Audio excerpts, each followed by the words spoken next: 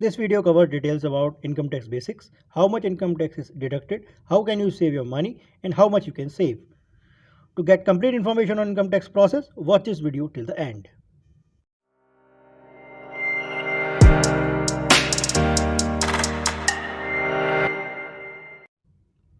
Hello दोस्तों, कैसे हैं आप सब। मैं शुभम मिश्रा सरकारी गाइड के यूट्यूब चैनल पर एक बार फिर से आप सभी का स्वागत करता हूं। इस वीडियो में मैं आपके साथ डिस्कस करूंगा कि सीजीएल की एक जो सैलरीज है उसमें कितना इनकम टैक्स कटता है और उसको कैसे आप बचा सकते हैं और कहां कहां इन्वेस्ट कर सकते हैं, वो सारी डिटेल मैं आपको इस वीडियो में दूंगा। आप इस वीडियो को एंड तक देखें। तो दोस्तों, फॉर एग्जांपल हम लेते हैं लेवल 7 की सैलरी स्लिप। लेवल 7 के हिसाब से जो कैलकुलेशन मैं आपको बताऊंगा वो सेम कैलकुलेशन आप लेवल 2 में भी डाल सकते हैं, लेवल 4 में भी डाल सकते हैं, या जिस पोस्ट के लिए आप सेलेक्ट हुए उसके लेवल में भी डाल सकते हैं। तो दोस्तों, अगर हम देखें तो लेवल 7 की पोस्ट पर बेसिक सैलरी 44,900 है। तो आप जैसा कि मैं तमाम वीडियोस पहले अपनी वीडियोस में बता चुका हूँ, इससे ग्रॉस सैलरी बनती है 83,856 और इसमें से जो डिडक्शन हो जाते हैं लाइक आपका नेशनल पेंशन स्कीम कंट्रीब्यूशन यानी कि पीएफ कट जाता है, CGHS कट जाता है, CGEIS कट जाता है, और इस डिडक्शन के बाद जो आपकी इन हैंड सैलरी बनती है वो 70,968 होती है। दोस्तों, एक चीज़ आपको बताऊं, इनकम टैक्स जो होता है वो होता है आपकी इन हैंड सैलरी पर गवर्नमेंट कुछ परसेंटेज फिक्स कर देती है। वो परसेंटेज गवर्नमेंट आपकी इन हैंड सैलरी में से ले लेती है एज टैक्स, उसको हम कहते हैं इनकम टैक्स। अब ये इनकम टैक्स आपकी इन हैंड सैलरी पर कैलकुलेट होता है। अब अगर हम इन हैंड सैलरी को मतलब ईयरली देखें तो इस इन हैंड सैलरी को मैं 12 से मल्टीप्लाई करूंगा तो बनेगी 850 के अप्रॉक्स, यानी कि 8.5 लाख रुपए आपकी इन हैंड सैलरी है। अब इनकम टैक्स की जो कैलकुलेशन मैं आपको समझाऊंगा वो 8.5 लाख पर बेस होगी। अब जैसे कि अगर आप लेवल 2 में हैं तो ये इन हैंड सैलरी कुछ और होगी, तो वो ये 8.5 लाख का जो फिगर है वो कुछ कम होगा। ठीक है, अब बात करते हैं आगे। तो दोस्तों, टोटल इनकम हो गई हमारी जिस पर टैक्स एप्लीकेबल होगा वो होगी 8.5 लाख पर ईयर। ठीक है, अब कुछ डिडक्शन होते हैं जो गवर्नमेंट इस टोटल इनकम पर परमिट करती है। वो कौन कौन से डिडक्शन होते हैं आइए देखते हैं।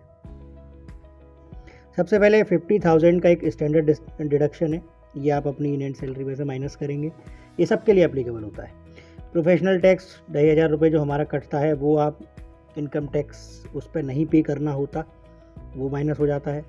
उसके बाद दोस्तों HRA माइनस होता है। अब HRA की एक कंडीशन है, अगर आप गवर्नमेंट का क्वार्टर ले लेते हैं, सपोज आपको जो क्वार्टर अलॉट होता है और आप उसको ले लेते हैं, तो फिर क्या होगा, जो HRA आपकी सैलरी में मैंने पीछे दिखाया था पिछली स्लाइड में, वो HRA आपकी सैलरी से कट के ही आपको मिलेगा। तो आपको टैक्स सेविंग में दिखाने की ज़रूरत नहीं पड़ेगी, वो इनडायरेक्टली आपकी सैलरी से कट के ही आपको मिलेगा। पर अगर आप गवर्नमेंट का क्वार्टर नहीं लेते हैं तो क्या होगा, 3 केस बनेंगे दोस्तों। सबसे पहला केस, इसमें से तीन केसेस में जो सबसे मिनिमम अमाउंट होगा वो आपका डिडक्ट होगा आपकी टैक्सेबल इनकम में से। डिडक्ट मतलब उस पर टैक्स नहीं लगेगा। ठीक है, अब देखते हैं वो 3 केस कौन कौन से हैं। सबसे पहला केस होता है कि जितना आपका HRA सैलरी में इंक्लूडेड है वो पर ईयर वो अमाउंट होता है 1,30,000 रुपये। उसके बाद 50% ऑफ योर टोटल सैलरी, जो मतलब salary means your basic plus your DA, ये पार्ट कैलकुलेट होता है इस कैलकुलेशन में। 50% of your that salary this basic plus DA। तीसरा केस होता है रेंट जो आपने दिया yearly minus 10% of your salary means this part basic plus DA। तो दोस्तों, एक अब रेंट मैंने यहाँ पे लिया है 96,000 per year minus 67,000, that is basic plus DA होता है आपका 6,70,000 के आसपास।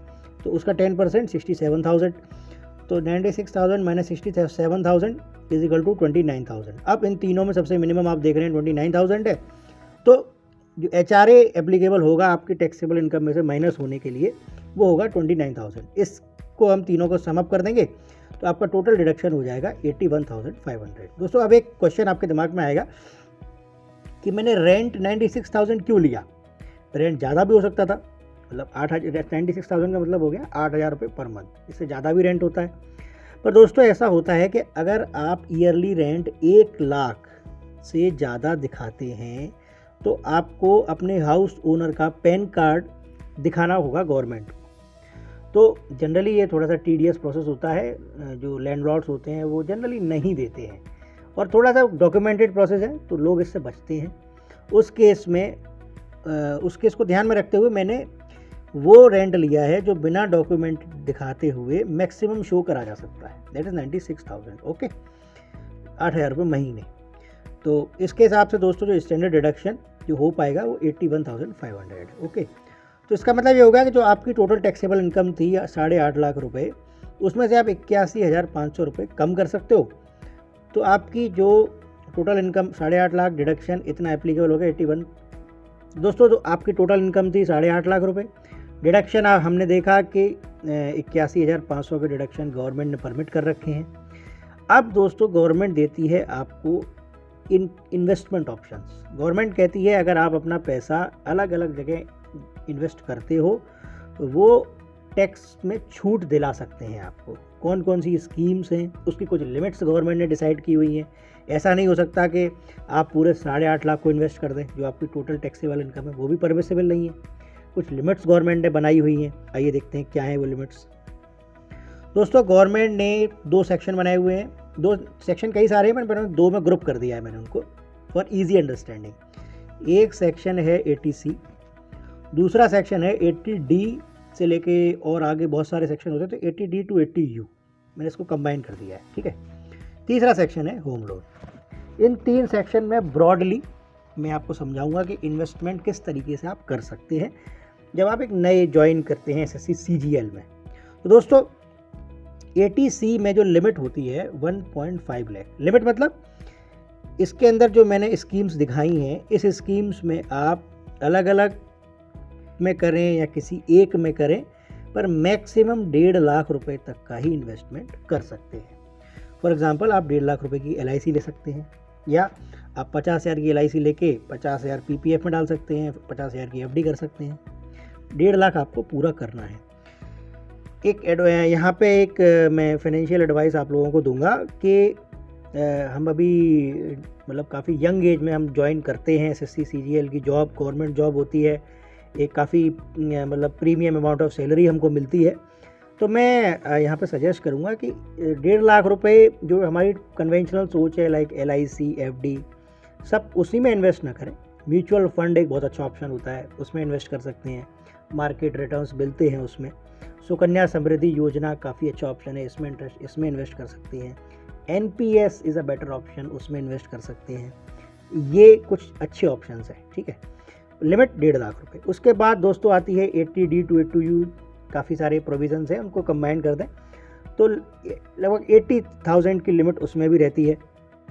उसके अंदर आपको ऑप्शन मिलते हैं, आप मेडिकल इंश्योरेंस करा सकते हैं, अपनी फैमिली का, एजुकेशन लोन इंटरेस्ट करा सकते हैं। आपका जो एजुकेशन लोन चल रहा होगा उसका इंटरेस्ट आप मतलब आप किसी के लिए एजुकेशन लोन लेते हैं वो दिखा सकते हैं। NPS में इन्वेस्ट करा हुआ पैसा आप इसके अंदर दिखा सकते हैं। तो मैं ये एडवाइस करूँगा यहाँ पर कि NPS ज़रूर आप जब भी ज्वाइन करें तो NPS लें। एक अच्छा ऑप्शन है, इंटरेस्ट अच्छा मिलता है और गवर्नमेंट इसमें खुद टेक केयर करती है। सेंट्रल पेंशन स्कीम्स जो होती हैं, अटल पेंशन योजना है या और कोई योजना है, उसमें आप अपना पैसा इन्वेस्ट कर सकते हैं। इसके अलावा दोस्तों एक होम लोन इंटरेस्ट मीन्स अगर आप होम लोन लेते हैं तो होम लोन पर जो इंटरेस्ट लगता है वो पर ईयर 2.5 लाख रुपए तक का इंटरेस्ट आप इस सेविंग में दिखा सकते हैं। ये एक बहुत खास बात है दोस्तों। दूसरा, जो होम लोन पे इंटरेस्ट लगता है वो 2.5 लाख की लिमिट आपको मिलती है। वहीं दूसरी तरफ जो होम लोन का प्रिंसिपल होता है, फॉर एग्जांपल मैं आपको क्लियर कंसेप्ट बता दूं कि होम लोन जब आप लेते हैं, सपोज आपने 20 लाख का होम लोन लिया और आपकी किस्त आ रही है महीने की 40,000, तो दोस्तों क्या होता है, ये 40,000 डिवाइड होती है सपोज 30 + 10 में। 30 होता है पर मंथ इंटरेस्ट जो लगता है और 10 कम होता है आपके प्रिंसिपल से। क्लियर? तो जो 30,000 पर मंथ है इसको तो आप दिखा सकते हैं इंटरेस्ट वाली सेविंग में। जो 10,000 पर मंथ है उसको दिखा सकते हैं आप प्रिंसिपल वाली सेविंग में। ठीक है, तो दोनों जगह होम लोन का फ़ायदा आपको मिलता है। पर चूँकि हम बहुत ही यंग एज में होते हैं, मैं आपको ये एडवाइस नहीं करूँगा कि आप पहले ही 1 तो 3 साल में होम लोन लें। बहुत हाई हाई इंस्टॉलमेंट होती है उसकी, एंजॉय करें आप अपनी सर्विस को 2-3 साल 4 साल, उसके बाद होम लोन लें। तब तक आप अदर जो दूसरी मतलब स्कीम्स है उसका लाभ ले सकते हैं। पर जब आपके 2-4 साल हो जाएं जॉब को, तब आप होम लोन लें। That is only a friendly advice, decision is all yours. तो दोस्तों यहाँ पे हमने देखा कि जो टोटल इन्वेस्टमेंट ऑप्शंस हैं उसके हिसाब से आप इतना पैसा बचा सकते हैं। अब स्टैंडर्ड ले लेता हूँ मैं यहाँ पे होम, अपनी कैलकुलेशन में होम लोन को इंक्लूड नहीं करूँगा क्योंकि वो कम लोग लेते हैं, ज़्यादा लोग नहीं लेते। मैं इंक्लूड करूँगा 1.5 लाख प्लस 80,000 की सेविंग को। दोस्तों अब ये टैक्स मैट्रिक्स मैं आपको समझाऊंगा कि कितना टैक्स कटेगा, एक प्रॉपर कैलकुलेशन। तो दोस्तों हमने देखा टोटल इनकम, टैक्सेबल इनकम थी 8.5 लाख रुपए। डिडक्शन जो गवर्नमेंट ने परमिट किए थे वो हुए थे हमारे 81,500। इन्वेस्टमेंट 1.5 प्लस 80,000 बना 2,30,000। ओके, अब जो टैक्सेबल इनकम बची आफ्टर डिडक्शन एंड इन्वेस्टमेंट, वो बची total income minus deduction minus investment में, यानी कि S is equal to A minus B minus C। ये हो गई 538.5K। तो दोस्तों अब मैं आपको बताता हूँ गवर्नमेंट कैसे इनकम टैक्स कैलकुलेट करती है। 2 तरीके हैं, एक पुरानी तरीका है, एक नया तरीका है। मैं पुराना ही तरीका आपको यहाँ पे समझाऊंगा क्योंकि पुराने तरीके से ही आप SSC CGL की जो जॉब्स होती हैं, जो सैलरी रेंज है हम लोगों की, उस सैलरी रेंज में पुराने तरीके से ही हमको ज़्यादा टैक्स का बेनिफिट मिलेगा। तो मैं आपको कंफ्यूज नहीं करूँगा और ये कहूँगा कि आप सिर्फ पुरानी टैक्स के तरीके को ही अप्लाई करें। तो दोस्तों जीरो, अगर आप अब जो हमारी टैक्सेबल इनकम आ गई वो 538.5K है। ओके, अब समझिए आप तरीका। जो गवर्नमेंट के टैक्स स्लैब है वो 4 तरीके के टैक्स स्लैब है। 0 to 2.5 लाख 0%, 2.5 से 5 5%, 5 से 10 20% और अबव 10 30%। ओके, अब हमारी जो 538.5 टोटल टैक्सेबल इनकम है उसमें से मैंने 5 लाख रुपए घटाए, क्योंकि 5 लाख से ऊपर जो परसेंटेज है वो 20 है। ओके, 5 लाख रुपए घटाए, बचे 38.5। अब समझिए 0 से 2.5 लाख तक तो जीरो ही है, ठीक है। अब 2.5 से 5 मतलब बचे 2.5 लाख रुपए, उस पे है 5%। और जो 5 लाख से ऊपर अमाउंट था यानी कि हमारा 38.5, यानी कि हमने देखिए दोस्तों 538 को मैंने 0.5 को मैंने 2 पार्ट में डिवाइड किया, 2.5 3 पार्ट में, प्लस 2.5 प्लस 38.5। ओके, तो इस 2.5 पे 0, इस 2.5 पे 5% और इस 38.5 पे 20%। ओके, तो इस 2.5 लाख पे 5% प्लस 38.5 पे 20%, ये हुआ 20.2K पर एनम, यानी कि 20,200 रुपये। डिवाइड करेंगे तो मोटा मोटा 1,800 रुपये पर मंथ आपका कटेगा जब आप लेवल 7 पे होते हैं और इस इन्वेस्टमेंट जो तरीके मैंने आपको बताया इसको फॉलो करते हैं दोस्तों। अब जहाँ पे एक बात, खास बात मैं आपको और बता दूं कि अगर आप ये इन्वेस्टमेंट नहीं करेंगे दोस्तों, आपकी टैक्सेबल इनकम हो जाएगी 850 माइनस 81.5, यानी कि लगभग 7.5 लाख रुपए।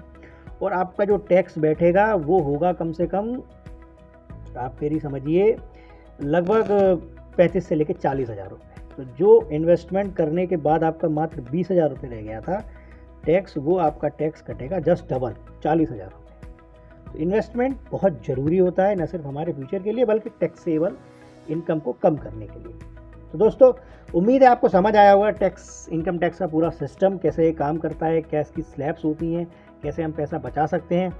उम्मीद है आपको वीडियो बहुत पसंद आई होगी। हमें कमेंट सेक्शन में बताएं कि आप कोई सवाल कि किस पोस्ट के बारे में आप और डिटेल चाहते हैं इनकम टैक्स की।